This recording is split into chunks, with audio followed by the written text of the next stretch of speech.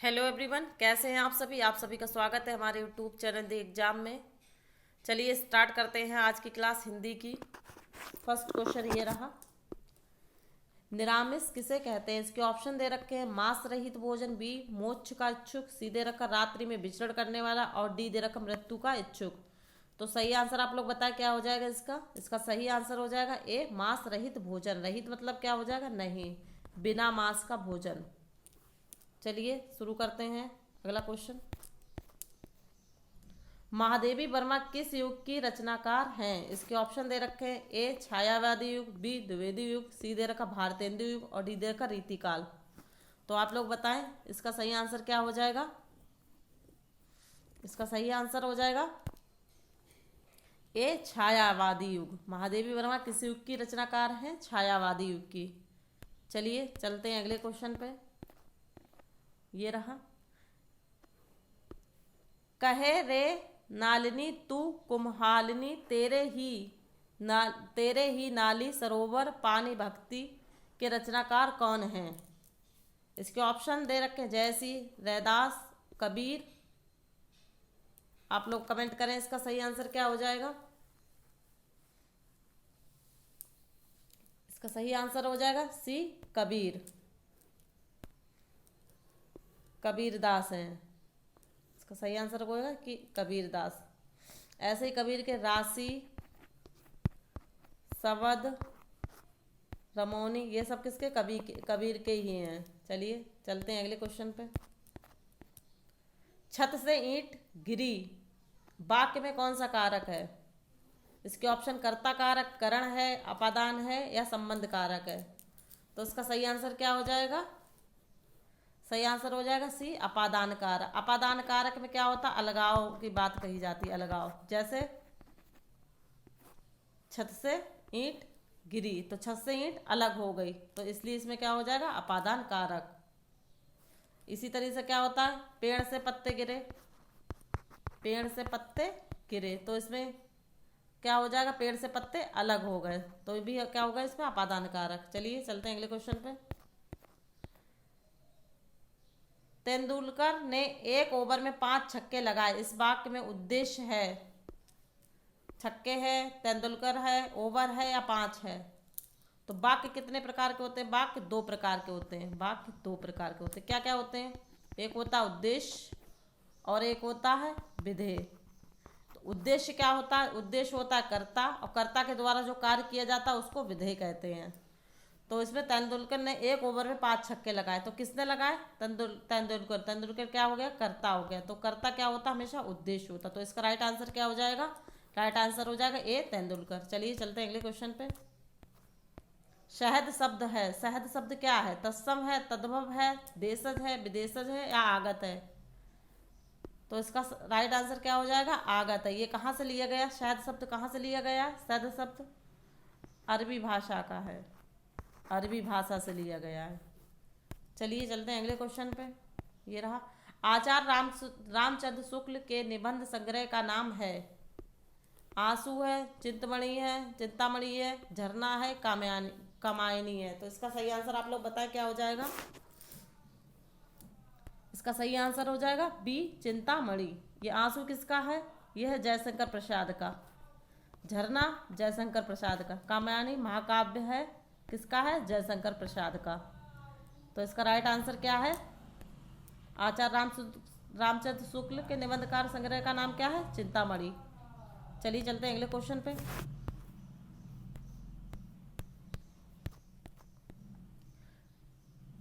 मधुमालती के रचनाकारक हैं। मधुमालती के रचनाकार कौन हैं, दौद। इसके ऑप्शन दे रखे हैं, दौद है, कूतवन है, मंजन है, आपसी है। तो इसका राइट आंसर क्या हो जाएगा, इसका राइट आंसर हो जाएगा सी, मंजन। चलिए चलते हैं अगले क्वेश्चन पे। निम्नलिखित में से नेब ने किस देश में हिंदी भाषा का प्रयोग लिखने और बोलने में किया जाता है। ऑस्ट्रेलिया में किया जाता है, दक्षिण अमेरिका में कहा जाता है, पाकिस्तान में, या मॉरिशस में।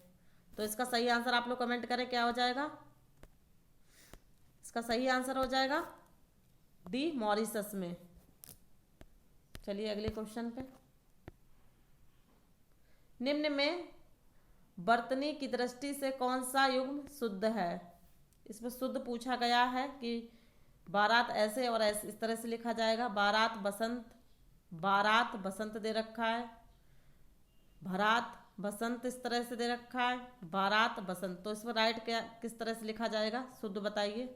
शुद्ध हो जाएगा डी। बारात ऐसे लिखा जाएगा और बसंत इस तरह से, बसंत ये साम है इस तरह से। चलिए चलते हैं अगले क्वेश्चन पे।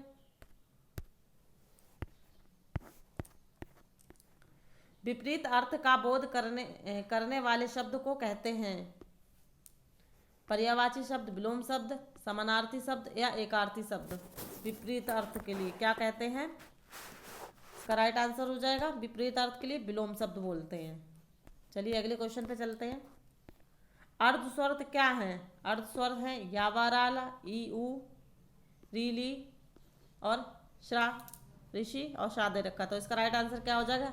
अर्धस्वर कैसा कहते हैं? या और बा को अर्धस्वर कहते हैं। चलिए अगले क्वेश्चन पे चलते हैं। सूरसागर किस भाषा की रचना है? सूरसागर किस भाषा की रचना है? इसके ऑप्शन दे रखे हैं अवधी, बुंदेली, ब्रज, छत्तीसगढ़ी। सूरसागर किस भाषा की रचना है? इसका राइट आंसर बताइए आप लोग क्या हो जाएगा? इसका राइट आंसर हो जाएगा सी, ब्रज भाषा की। सूरसागर किसकी है? ब्रज भाषा की। इसी तरीके से विनय पत्रिका, सूर सागर ये किसकी है? ये ब्रज भाषा की। ये दोनों कहाँ की है? ब्रज भाषा की है। इसी तरह से ब्रज भाषा की। रामचरितमानस, रामचरितमानस किसकी है? ये तुलसीदास की है। किस भाषा में लिखी गई है? अवधी भाषा में है। चलिए अगले क्वेश्चन पे चलते हैं। करपट का तद्भव रूप है। ये करपट क्या दे रखा है? ये तत्सम दे रखा है, तत्सम। इसका तद्भव पूछा गया है। इसका राइट आंसर क्या हो जाएगा? कपड़ा। चलिए अगले क्वेश्चन पे चलते हैं। बुद्धिहीन शब्द व्याकरण की दृष्टि से किस संवर्ग में है? संज्ञा है, सर्वनाम है, विशेषण है या क्रिया है? तो इसका राइट आंसर क्या हो जाएगा? राइट आंसर हो जाएगा सी, विशेषण है। विशेषण कैसे? किसी की विशेषता बता रहे हैं ना, जैसे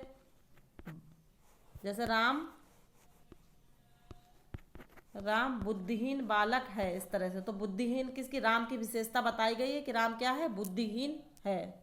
तो जो शब्द विशेषता बताता है उसको क्या कहते हैं? विशेषण कहते हैं। तो इसका राइट आंसर क्या हो जाएगा? सी हो जाएगा। चलिए अगले क्वेश्चन पे चलते हैं। चौराहा में समास है, अव्यय भाव है, बहुव्रीहि है, द्वंद्व समाज है या द्विगु समाज है? जहाँ संख्या की बात की जाए वहां पे क्या हो जाएगा? द्विगु समाज। तो इसका राइट आंसर क्या हो जाएगा? डी। समाज कितने प्रकार के होते हैं? समाज 6 प्रकार के होते हैं। चलिए चलते हैं अगले क्वेश्चन पे। भीरों का कैसा हो बसंत कविता किसने लिखी है? इसके ऑप्शन दे रखे हैं निराला, धर्मवीर भारती, सी दे रखा है सुभद्रा कुमारी चौहान। तो इसका राइट आंसर क्या हो जाएगा? इसका राइट आंसर हो जाएगा सी, सुभद्रा कुमारी चौहान। चलिए अगले क्वेश्चन पे।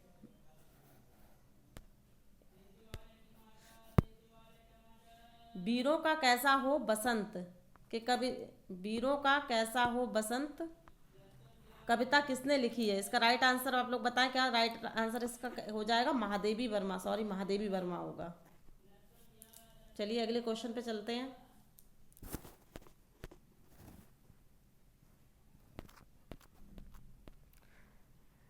रमणीय कौन सा प्रत्यय है? इसमें प्रत्यय पूछा गया, बताइए आप लोग कमेंट पर। इसका क्या हो जाएगा?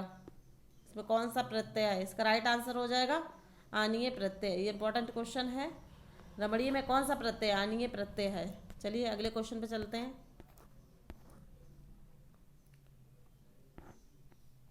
ये रहा क्वेश्चन का आज ही क्लास का ये लास्ट क्वेश्चन है। अगर आप लोगों को हमारी क्लास अच्छी लगी हो तो कमेंट कर सकते हैं, और फर्स्ट टाइम देख रहे हैं चैनल को सब्सक्राइब कर लीजिए। मोहन की किताब रास्ते में गिर गई, वाक्य में कौन सा कारक है?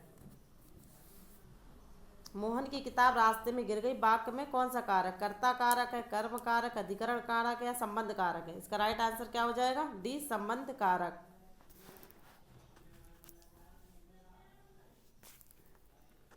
इसका राइट आंसर क्या हो जाएगा? डी, संबंध कारक।